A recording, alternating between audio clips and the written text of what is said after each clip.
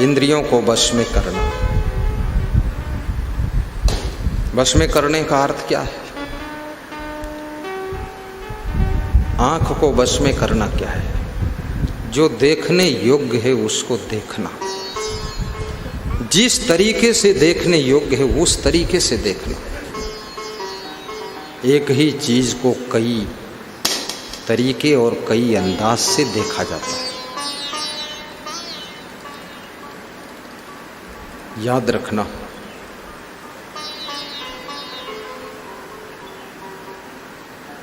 एक ही व्यक्ति में अनेक लोग अनेक ढंग से अनेक चीजें देखते हैं। यहाँ गुरुदेव जी बैठे हैं, कोई उनके केवल कपड़े देखता है, कोई मुखमंडल को देखता है। कुछ ऐसे भी लोग होंगे जिनको गुरुदेव नहीं दिखते हो, गमला दिखते हैं, गमला आजू बाजू के। कुछ ऐसे भी लोग हैं जिनको सिंहासन दिख रहा है, ये क्या सिंहासन बना है। फिर कुछ ऐसे लोग भी तार्किक हैं, उनके पीछे ऐसा बना तो इनके पीछे क्यों नहीं बना, इसमें भी बनना चाहिए। ऐसे भी देखते हैं। एक ही चीज को तुम बहुत तरीके से देखते हो।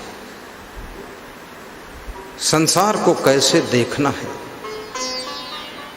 आपकी दृष्टि अगर सुधर जाए तो ये पूरी सृष्टि आपके लिए सुधर सकती। जिनकी दृष्टि बिगड़ गई उनके लिए पूरी सृष्टि बिगड़ी नजर आती है, और जिनकी दृष्टि अच्छी हो गई उनके लिए पूरी सृष्टि अच्छी ही दिखाई देती है। अपनी दृष्टि को बदलो। नजरें बदली तो नजारे बदल गए। एक विचारक कहता है, नजरें बदली तो नजारे बदल गए, और किश्ती ने रुख बदला तो किनारे बदल गए। किनारे बदल गए, किनारे बदल गए। किश्ती कौन है? मल्लाह को किश्ती कहा जाता है। मल्लाह का रुख जब बदलता है तो नाव उसके रुख की तरफ मुड़ जाती है, और नाव जानी थी उत्तर किनारे की तरफ।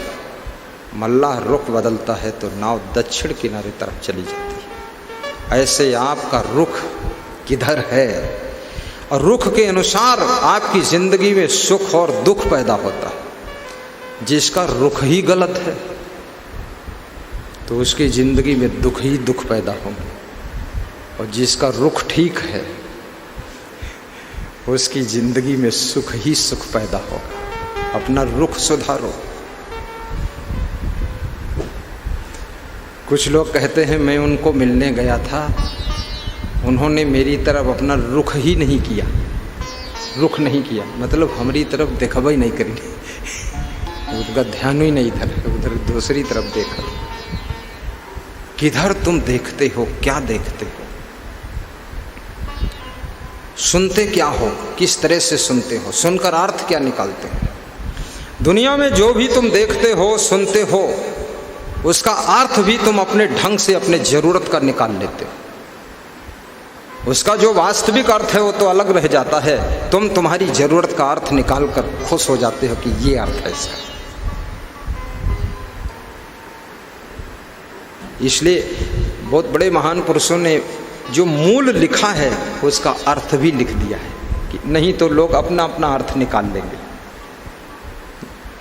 ये श्रीमद् भगवत गीता है, इसके बहुत अर्थ लिखा है लोगों ने। रामायण के बहुत अर्थ हैं, और सब अपनी अपनी तरफ खींच कर ले गए हैं। जिसका जैसा रुख था, मूड था, वैसा वैसा अर्थ फिट कर दिया। श्रद्धवा लभते ज्ञानम तत्परा संयतेन्द्रिया। विदुर जी कहते हैं, जो व्यक्ति यो जिता पंचवर्गेण सहजे नातम कर्षिणा आप 10 तस्य वर्धन्ते शुक्ल पक्ष यो डुराट। जो मनुष्य अपनी इंद्रियों के द्वारा जीत लिया गया है, अर्थात जो अपनी इंद्रियों से हार गया है, अर्थात जो अपनी इंद्रियों का गुलाम हो चुका है, उसके दुख ऐसे बढ़ते हैं रोज जैसे शुक्ल पक्ष यो डुराट शुक्ल पक्ष का चंद्रमा रोज बढ़ता है, ऐसे उसके दुख भी रोज बढ़ते रहते हैं जो अपनी इंद्रियों का गुलाम हो चुका है।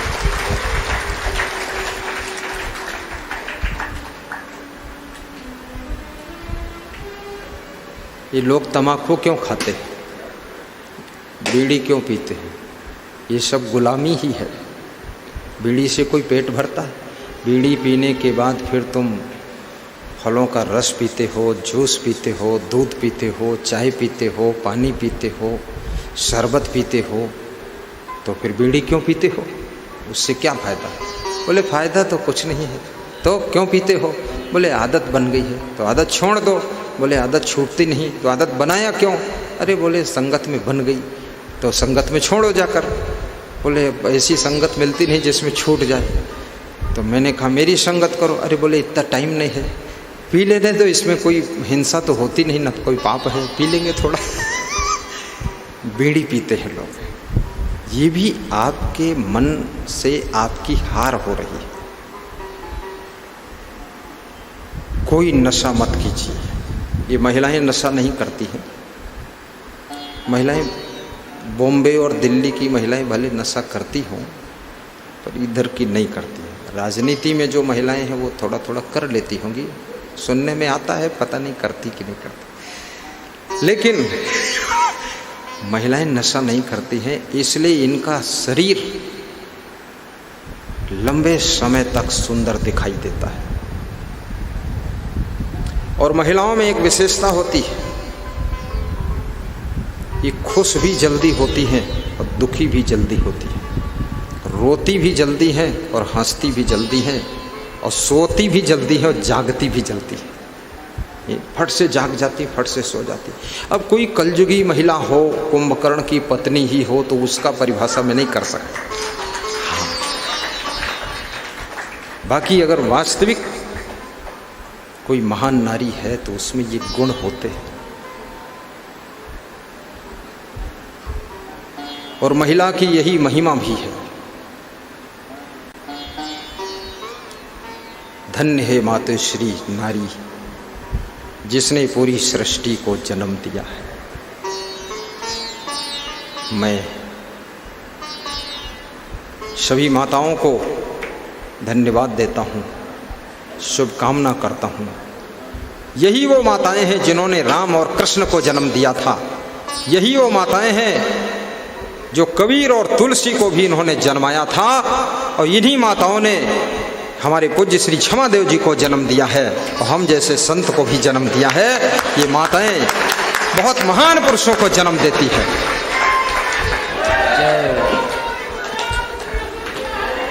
जय जय जय जय जय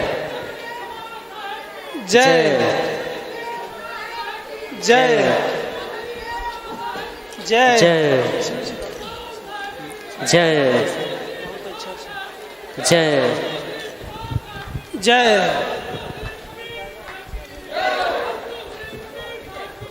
जय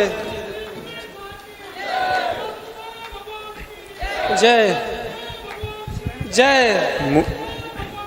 जय जय जय। मुझको मेरे सौभाग्य से सतगुरु का दर्शन हो गया। मुझको मेरे सौभाग्य से सतगुरु का दर्शन हो गया।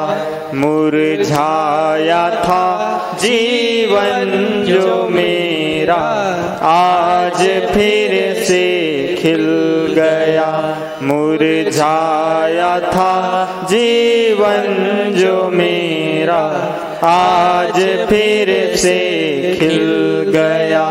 मुझको मेरे सौभाग्य से सतगुरु का दर्शन हो गया। सतगुरु का दर्शन हो गया, मेरे गुरु का दर्शन हो गया। मुझको मेरे सौभाग्य से सतगुरु का दर्शन हो गया। मुझको मेरे सौभाग्य से सतगुरु का दर्शन हो गया। सत्संग के ही प्रताप से दुख दर्द सारे टल गए। सत्संग के ही प्रताप से दुख दर्द सारे टल गए। अगणित जन्म के पाप का कूड़ा भरा वह जल गया। अगणित जन्म के पाप का कूड़ा भरा वह जल गया। मुझको मेरे सौभाग्य से सतगुरु का दर्शन हो गया। मुरझाया था जीवन जो मेरा आज फिर से खिल गया। मुरझाया था जीवन जो मेरा आज फिर से खिल गया। कहते हैं कोई क्या मिला समझा उसे सकते नहीं। कहते हैं कोई क्या मिला समझा उसे सकते नहीं।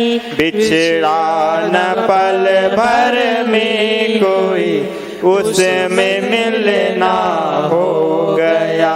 बिछड़ा न पल भर में कभी उसमें मिलना हो गया।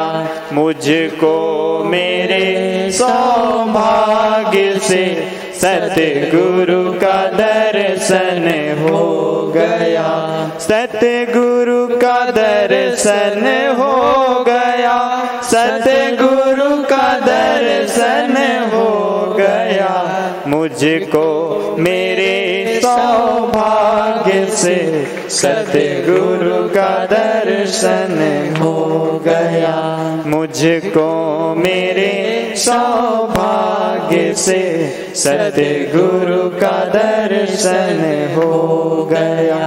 परमात्मा परिपूर्ण है सब देश में सब काल में। परमात्मा परिपूर्ण है सब देश में सब काल में। सतरंगी सुंदर मन मेरा सत्संग रंग में रंग गया। सतरंगी सुंदर मन मेरा सत्संग रंग में रंग गया। मुझको मेरे सौभाग्य से सतगुरु का दर्शन हो गया। मुझको मेरे सौभाग्य से सतगुरु का दर्शन हो गया। बोलिए सद्गुरुदेव की जय। सद्गुरु क्षमा देव की जय। सद्गुरु गुरुमन देव की जय। सद्गुरु असंग देव की जय।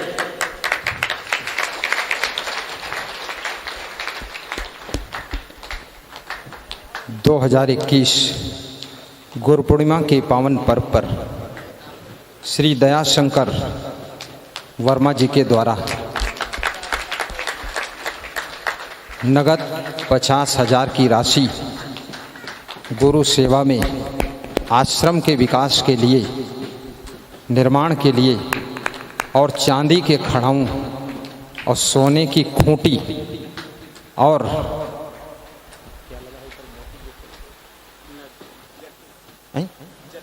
जरकिन के नग जड़े हुए ऐसी चरण पादुका भेंट किया है। पहली बार ऐसी पादुका भेंट हुई है।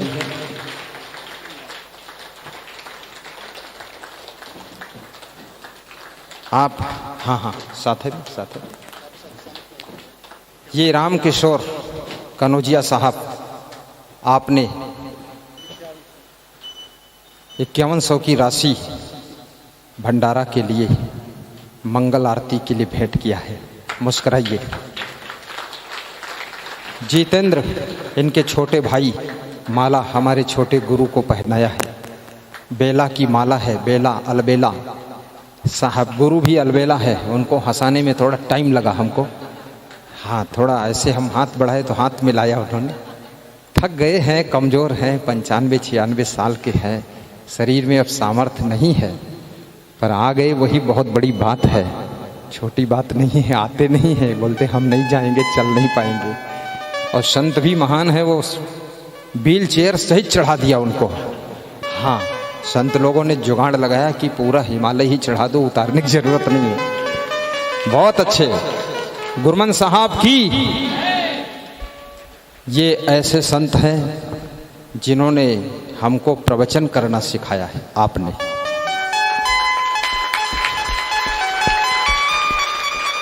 कई लोगों ने बताया कि वहाँ चले जाओ, शास्त्री डिग्री कर लो, आचार्य डिग्री कर लो, वो पढ़ लो। आपने कहा तुम कहीं नहीं जाओगे, हम जो बताएंगे वही करोगे, और सबसे निराला प्रवचन तुम्हारा होगा। सीखने जाना नहीं है, यहीं रहिए, खिचड़ी खाइए, हो जाएगा।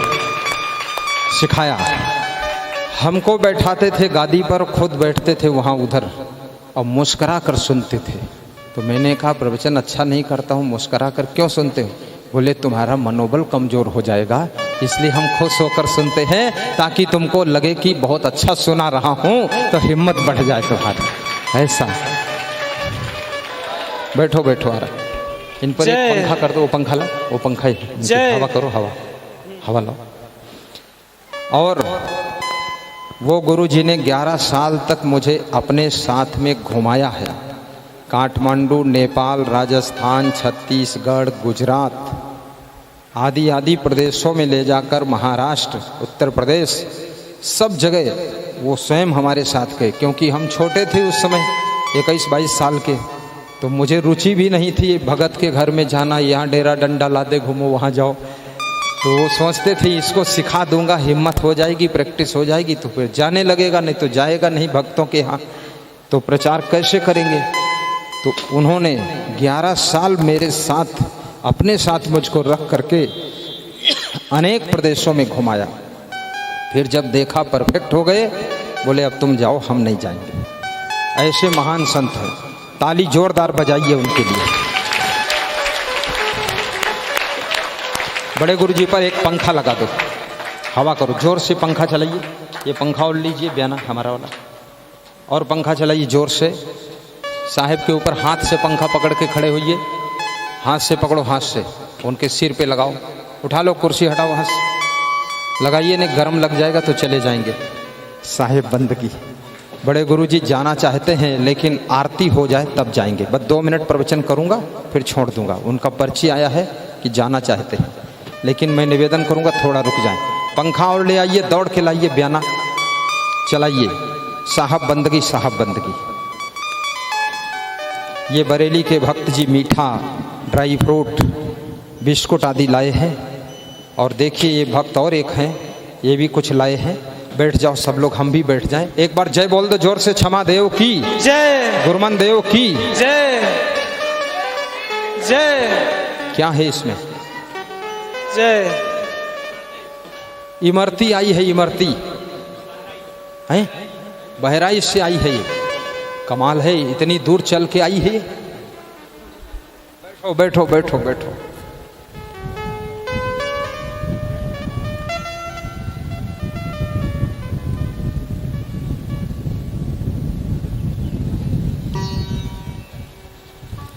साहिब बंदगी, साहिब बंदगी। साहिब गुरु जी पर पंखा खूब चलाओ।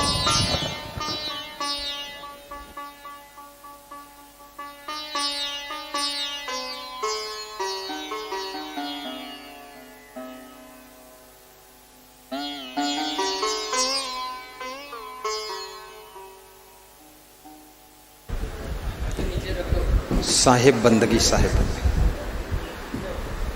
तुम ही मेरे मंदिर, तुम ही मेरी पूजा, तुम ही देवता हो, तुम ही देवता हो। गाइए। तुम ही मेरे मंदिर, तुम ही मेरी पूजा, तुम ही देवता हो, तुम ही देवता हो। जिधर देखता हूँ नजर तुम ही आते, जिधर देखता हूँ नजर तुम ही आते। सभी भक्त साधक तेरे गीत गाते, सभी भक्त साधक तेरे गीत गाते। गीतों की माला के रचैया तुम ही हो, गीतों की माला के रचैया तुम ही हो। जीवन की नैया के खेवैया तुम ही हो, जीवन की नैया के खेवैया तुम ही हो। खेवैया तुम ही हो, खेवैया तुम ही हो, खेवैया तुम जय हो। ही हो, आशीर्वाद। खेवैया तुम ही हो। तुम ही मेरे मंदिर, तुम ही मेरी पूजा, तुम ही मेरे मंदिर, तुम ही मेरी पूजा। देवता हो, तुम ही देवता हो। बोलिए सद्गुरु भगवान की जय। श्रद्धवा लभते ज्ञानम तत्परः संयतेन्द्रियः, ज्ञानम लब्ध्वा पराम शांति अचिरेण अधिगच्छति। श्रद्धावान को ज्ञान की प्राप्ति होती है।